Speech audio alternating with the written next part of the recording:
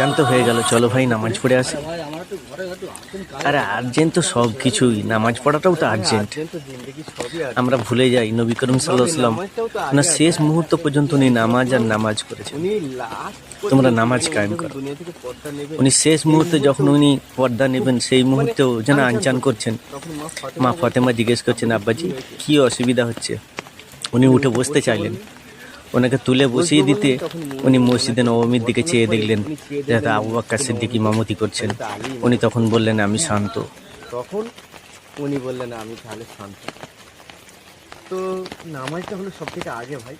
হ্যাঁ রে ভাই, সবই বুঝিয়ে দে ভাই। তুই তো যাচ্ছি, জানিস, তুই যা ভাই, আমি পরে যাবো একদিন, বুঝলি? ওড়িশায় যাবো আমি, ইনশাল্লাহ যাবো। আমি তো একদিন আছি, তো আসি ভাই।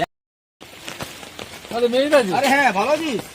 আরে কোথায় যাচ্ছ? আরে যাচ্ছি, একটু কাজে ব্যস্ত আছি, জানিস, একটু যাচ্ছি, বাঁধার দিকে যাবো। তাহলে ভাঁজে গেলে হবে না, বহুত বড় একটা পার্টি আছে, ঠিক আছে? হ্যাঁ সে পার্টিটাই রাজকীয় ব্যাপার থাকে, বড় বড় নেতারা আসবে, হ্যাঁ। ক্লাবে ডান্স হবে, এ হবে। আরে সবই তো বুঝতে পারছি ভাই, একটা পার্টি আছে, ঠিক আছে, কিন্তু আমার কাজ আর্জেন্ট আছে। আরে মেয়েটা এই পার্টিতে থাকলে তোমার লাইফ করে যাবে, তুমি কি ভাবতে যে? বলিস কি রে? হ্যাঁ, বড় বড় তাহলে নেতারা আমি আসবে, ফোন করে বলে দিই বাড়িতে যে আছে কাজে। হ্যাঁ, দাঁড়া, ফোন করে বলে দিই একবার।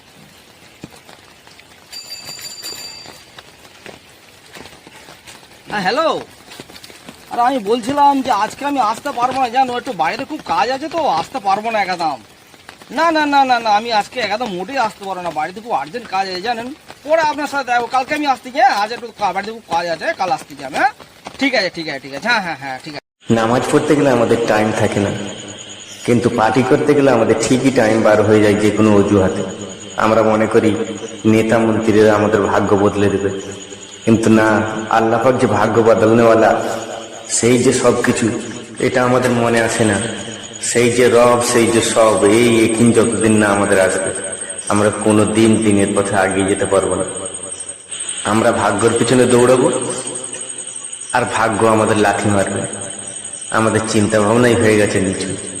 আল্লাহতে সবকিছু হয়, এই চিন্তা ভাবনা আমাদের আনা দরকার।